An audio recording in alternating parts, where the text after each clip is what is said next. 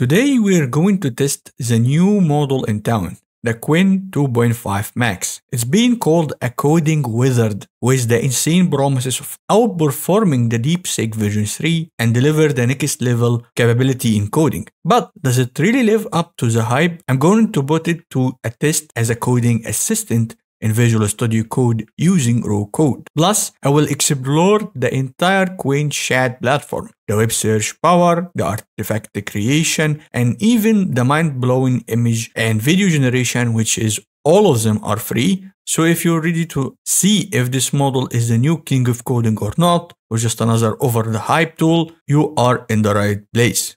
So let's get started. Let's take a quick look to the benchmark and see where Qwen 2.5 Max stand. In the live bench, if you sort by coding average, you will find it actually just behind the O3 Mini Medium and above the new model from Gemini which got deployed yesterday. But the keynote here, it's above DeepSeek version 3, and DeepSeek version 3 is actually very good at coding. And if you went to either leaderboard, you will find it actually very down below. Like, I had to scroll down to see it. It's not only behind Haiku and the DeepSeek version 3, it's actually behind the Gemini 2 Flash experiment model, which is make it like really weird in terms of the order of these models. And finally, if we went to the Web Dev Arena leaderboard, which is only about the coding for web development, you will find it number 12. That's not a good sign, and yeah, it's above the DeepSeek version 3 once more, but it's behind a lot of other good models like the Gemini's model, the DeepSeek R1, the O3 Mini, Claudia of course, both the Haiku and the Sonnet. It's in a benchmark term, it doesn't stand out like the DeepSeek R1. That might be why it didn't get the attention like the DeepSeek R1. And as you can see here in this benchmark image provided, you can see it beating previous version, the 72B version, and the DeepSeek version 3, and the Llama 3.1 405 billion parameter model. But unfortunately, this model is not open source. It means like you can download it so far. I searched both Llama, Hugging Face. The only thing that I found on Hugging Face is the demo. And if you want to use this model actually for 100% free, they actually created a new platform called the Qwen Chat, which honestly, it's amazing. I'm going to talk about it in the end of this video. But right now, the only way to use the Qwen 2.5 Max as a coding assistant is by using the API. In my Visual Studio Code setup, I'm going to use the raw code, or previously known as raw client. Go for the settings, create a new setup. I'm gonna call it Qwen 2.5 Max and hit yes. I'm gonna put the API key and I'm gonna select from down here. This is the name I put in the model and I can hit done. Now I think we are ready to start using this model in coding. I have this project, which is a realistic project that I'm building for the companies that I work for. I'm gonna try to implement few things using this model. I hope I don't fail. The first one, I'm going to implement the MPT pages that I have. For example, I have the frequently asked questions is completely empty. There is nothing there, no single line of code that I wrote in this page. I'm going to try to put the header. And if I did correct, I can say that in the front end, it can handle itself very well. Then I'm going to the back end. I will find some sort of feedback that I missed in the back end. I'm going to implement it using this model. So let's get started. I have this prompt. I want to put the header and the footer inside this page as the first step. And I wanted to copy the logic of the main page in terms of how it passes the props to the header and footer. But before I'm going to hit run, I will try to enhance this prompt and see how it will result. It seemed that it gave me enhanced prompt that's very well written and there is nothing wrong with it. Hey, it seemed it didn't stream out the output and resulted the code very fast. And to be honest, I so far don't see any issue with it. The imports will be wrong, I don't know, but the speed of writing the code was insane. I mean, I don't see the API cost yet or the tokens calculated, but I will hit save. As I expected, I see an import error, which is kind of funny. I already expected that. And this is easy to fix. I found another error, which about the translation. It actually did a translation for this page without providing the actual translation JSON file values.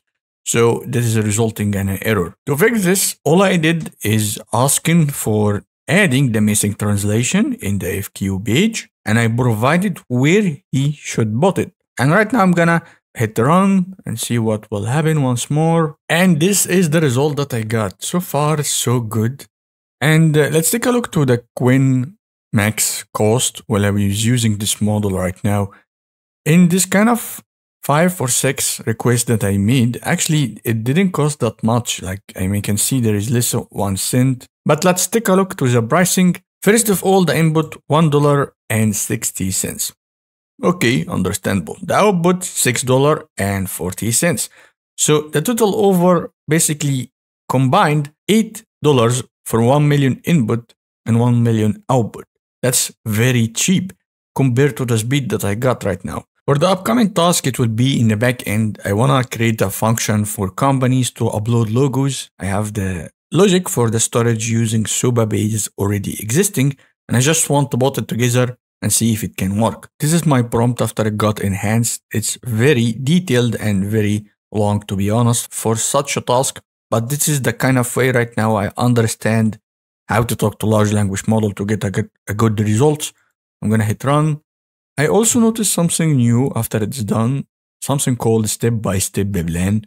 And this is, I only have seen by the Gemini 1206, which is a very good model also. What it needed to implement and what I did provide and what the next steps, it's a very good, and what it will do with the stuff that I gave it, like the error handling and testing. It need to do testing, but it wrote the code and it was very decent code, but it's not basically aligned with the database that I have. So I kind of told it, please remove the logic for writing information or basically store stuff that it doesn't exist in my database. So it went ahead and it tried to modify the schema, and I don't want this. So I kind of stopped there because it seemed like it's insisting on modifying my database, which I don't want to right now.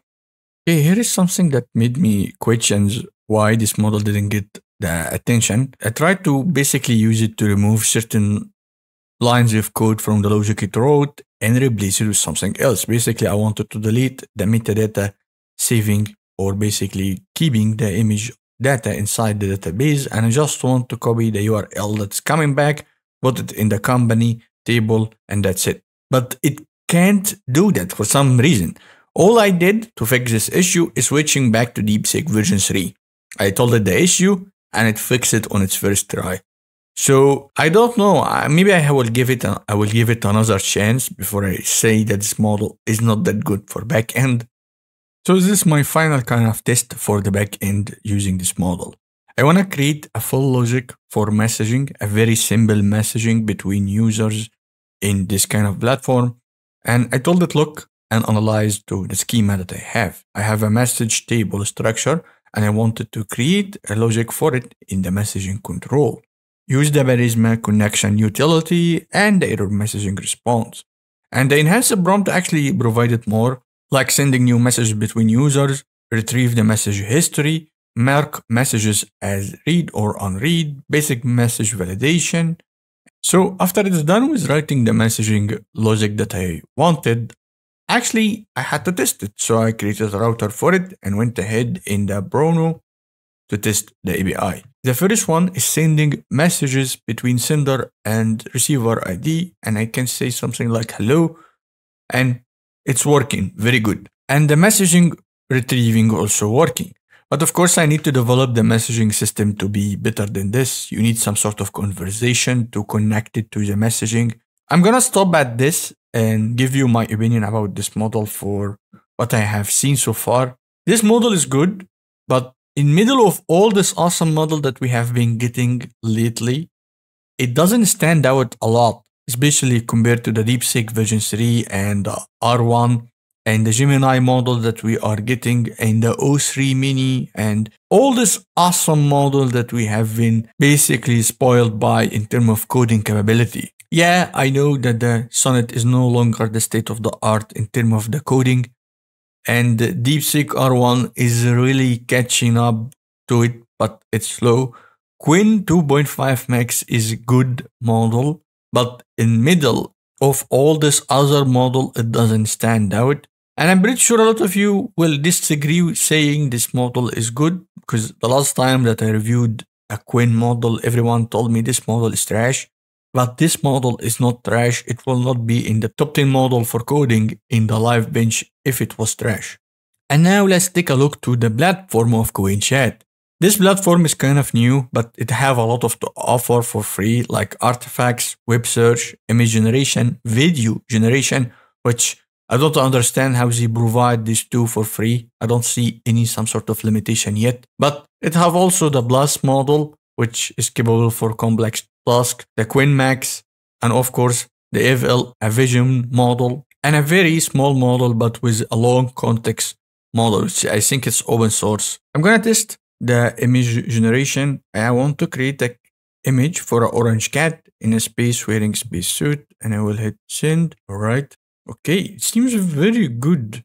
Like, the quality of the image and the speed of the creation of the image is really good. I like it. I mean, I will give it some sub. Yeah, the details is not that perfect, especially in the face, but yeah, it did give me what I want. Orange cat in an orange spacesuit, with it seemed like it's inside the space station. And now for video generation, I'm using the prompt that I found in this kind of video generation. I'm using this prompt: a gust of wind blow and the leaves fluttered in the air before gently landing on the ground, which is already have been provided by the Qwen Chat as option. And I will see the result of the video after it's done, but it's taking its time. Okay, this is the video result after I waited like 20 minutes, which is a lot, honestly. Oh, that's ugly. That's really ugly. Like, look. It looks like someone throwing the leaves, not the leaves is dropping. Like, look at it. That's a lot. But yeah, it's for free. I can't complain.